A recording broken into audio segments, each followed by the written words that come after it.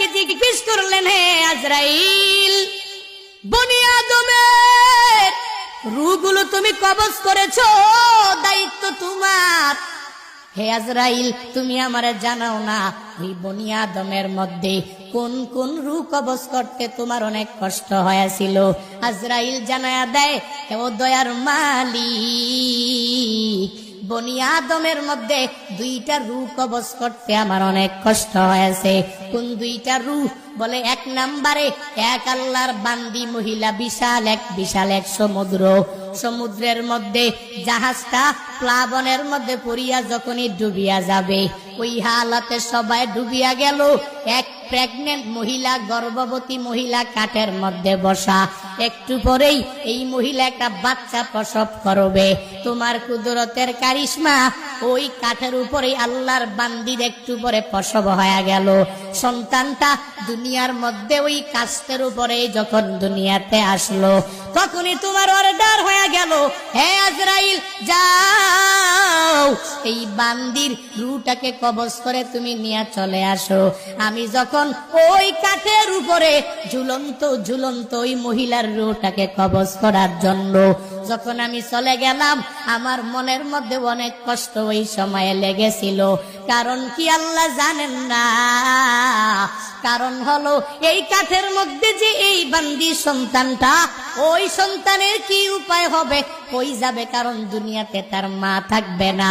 মা ছাড়া সন্তানেরা যেই পরিমাণ পাগল পারা হয়ে যাবে। হে বান্দারা, ওই হসপিটালের বেডের মধ্যে গিয়া দেখবেন, ওই জায়গার মধ্যে কত মায়েরা ডেলিভারির সময় দুনিয়া থেকে বিদায় নিয়ে চলে গেল। সন্তানেরা কত কষ্ট করে লালিত পালিত হয়ে গেল, কারণ দুনিয়াতে মা নাই। মা ছাড়া সন্তানটা দুনিয়াতে টিকে থাকতে পারে না। 70 বছরের ওই মুরব্বী নিজের মা হারাইয়া কান্দে, চোখের পানি ফালায়া, ওই বাবা হারাইয়া কান্দে। কারণ বান্দা তো জানে আমার নাতি নাতনির অভাব নাই, এই দুনিয়াতে আমার ছেলের অভাব নাই, এই দুনিয়াতে আমি সব কিছু দুনিয়াতে পাইয়া গেলাম, এখন আমার কোনো কিছুর অভাব নাই। কিন্তু আমার মা ছাড়া আমার এতিম অবস্থা হয়ে যায়, আমার বাবা ছাড়া আমার এতিম অবস্থা হয়ে যায়। সন্তানটা বড় হয়ে গেল, এরপরেও মা ছাড়া চলতে পারে না। মা যার নাই, মনে হয় ঘরের মধ্যে কোনো একটা নাই। যার বাবা নাই, ওই বান্দা পূর্ণাঙ্গ ভাবে বলতে পারে মনে হয় ঘরের মধ্যে টাকা আছে, সন্তানেরা আছে, বউ আছে, স্ত্রী আছে, পুত্রবধূ আছে, বাবা নাই, মানে ঘরের মধ্যে কোনো একটা মালিক নাই। ওই যে মহিলাটা বাচ্চা প্রসব করলো, আজরাইল বলে, আল্লাহ ওই মহিলার রূহটাকে কবজ করে আমি যখনই নিয়ে আসব, তখন মনে আমার অনেক কষ্ট লেগেছিল। কেন জানেননি? কারণ এই সন্তানের উপায় কি হবে এই চিন্তা ভাবনা করিয়া। কারণ আপনার আদেশ আমার মানাই লাগবে, কারণ আল্লাহর আদেশের উপরে অন্য কোনো কিছু করা যাবে না। আপনার আদেশ মানা লাগবে, নির্ধারিত টাইমের মধ্যে রূহ আমার কবজ করা লাগবে। কারণ আমি আপনার কমান্ড অনুযায়ী যেই সুন্দরভাবে চলাফেরা করি। আজরাইল তো কারো কাছ থেকে বান্দা অনুমতি নেয় না, শুধু নিয়েছেন নবীর কাছ থেকে।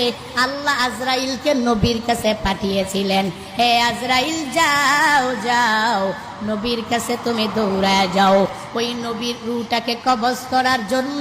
নবী যদি অনুমতি দেয় তাহলে অনুমতি দিলে রূহটাকে কবজ করবা, নবী যদি অনুমতি না দেয় রূহটা কবজ করা তোমার পক্ষে সম্ভব হবে না। ওই নবী কেমন নবী পেয়েছো? যেই নবীর রূহটাকে কবজ করার জন্য আল্লাহ আজরাইলকে পাঠাইলেন, আর বললেন নবী যদি অনুমতি দেয় তাহলে কবজ করবা, নবী যদি অনুমতি না দেয় তাহলে কবজ করতে পারবা না। আজরাইল নবীর কাছে আসলেন, আয়েশা বললেন, হ্যাঁ নবী আমার, আল্লাহ পাঠিয়েছেন, যদি অনুমতি দেন রূহটাকে কবজ করে আমি নিয়ে যাব, যদি অনুমতি না দেন আমি কবজ করব না। নবী আমার বলেন, অনুমতি দিব না, আল্লাহর কাছে আমার একটা কথা বাকি রইল, হে আজরাইল আইনা আখি জিবরাইল, আমার ভাই জিবরাইল কই, তুমি আমারে জানায়া দাও। যখন আজরাইলকে বলা হলো, আজরাইল বলে জিবরাইল ফিস সামাইল উলা, প্রথম আসমানের মধ্যে জিবরাইল বলে যাও যাও, ওই জিবরাইলকে যা খবর দাও আমার কাছে আসতে বলো। আমি জিবরাইলের কাছে একটা কথা বলবো, এটা রবের কাছে নিয়ে আসে পৌঁছায়া দিবে। আজরাইল জিবরাইলের কাছে চলে গেলেন। এবার জিবরাইল যখন রহমাতুল্লিল আলামিনের দরবারে চলে আসলেন, নবী চোখের পানি ফালাইয়া কাঁদে। এই দেখে জিবরাইল ও চোখের পানি ফালাইয়া যখন কাঁদে, নবী আমার ডেকে বলে, হে ভাই জিবরাইল, তুমি কেন চোখের পানি ফালাইয়া কান্না করো বুঝলাম না। জিবরাইল বলে, নবী আপনি কেন কান্না করেন আমি বুঝি না, আপনি তো আল্লাহর বড় প্রিয়, ওই রবের দরবারে মুলাকাতে চলে যাবেন, আপনার কান্না করার কোনো দরকার নাই, কোনো প্রয়োজন নাই, আপনি কান্না করেন কেন?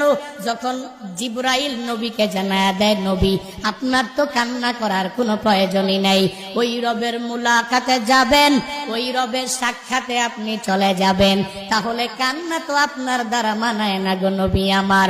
যখন নবীকে এই কথা বললেন, নবী বললেন, আমি কেন কান্দি পরে বলবো। হ্যাঁ জিবরাইল, হ্যাঁ আমার ভাই, আপনি কেন কান্না করেন আমি বুঝলাম না। জিবরাইল ডেকে বলে, পয়গম্বর, আমি আপনার কাছে একবার দুইবার তিনবার পাঁচবার ওহী নিয়ে আসছি, ব্যাপারটা এমন না। আল্লাহ আমারে নিযুক্ত করেছেন 1,24,000 পয়গম্বর, এই সব পয়গম্বরের কাছে ওহী নিয়ে আসার দায়িত্ব আমার। আমি সবার কাছে অনেকবার আসি নাই, কারো কাছে 10 বার, কারো কাছে 20 বার, কারো কাছে 50 বার, কারো কাছে 100 বার, কারো কাছে 200-300 বার আমি ওহী নিয়ে আসলাম। কিন্তু হে নবী, আমি আপনার কাছে যে আসলাম, আপনার কাছে আসছি একবার না, দুইবার না, 500 বার, 1000 বার, 2000 বার নয়। আমি জিবরাইল হইয়া আমার মাওলার পক্ষ থেকে ওহী নিয়া আপনার কাছে আমি এসেছি 24,000 বার। আরো জোরে কন্যা সুবহানাল্লাহ। জিবরাইলের জন্য বলে, হে নবী, এজন্যই আপনার দেখে আমার বড় মায়া লাগে, আমি আপনার কাছে আর আসতে পারবো না, এই চিন্তা নিয়ে আমি চোখের পানি ফালায়া কান্দি, কারণ আল্লাহ আপনারে উঠায়া নিয়ে যাবে, এজন্য আমি কান্দি। এবার জিবরাইল বলে, হে নবী আপনি কান্না করেন কেন আমার বুঝে হয় না।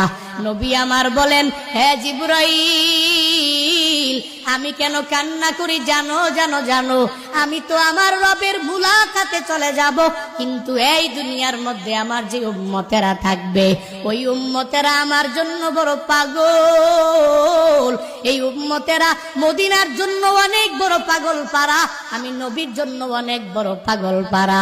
আমার এই উম্মতের উপায়টা কি হবে? রবের কাছে যাও আর আল্লাহর কাছে গিয়া জানাইয়া দাও, আল্লাহ যতক্ষণ পর্যন্ত আমার উম্মতের দায়িত্ব না নিবে, আমি ততক্ষণ পর্যন্ত রূহ কবজ করার অনুমতি দেব না।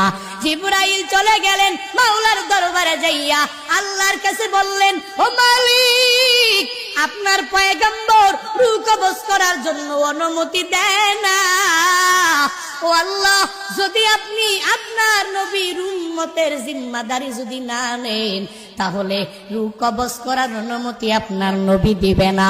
যখন এই কথা বলল, এই কথা বলার পরে আল্লাহ বলেন, হ্যাঁ জিবরাইল, যাও যাও, আমার নবীর কাছে চলে যাও, ওই নবীর কাছে গিয়া তুমি জানায়া দাও, ওই নবী দুনিয়াতে জীবিত থাকা অবস্থায় উম্মতের জন্য নবী এত বড় পাগল পারা, ওই উম্মতের জন্য নবী দায়িত্ব নিয়ে নিল, নবীকে আমি আল্লাহ উঠে নিয়ে যাব, আজরাইল রূহটাকে কবজ করার পর থেকে কিয়ামত পর্যন্ত আমি আল্লাহ আমার নবীর উম্মতের দায়িত্ব আমি নিজেই নিয়ে নিলাম।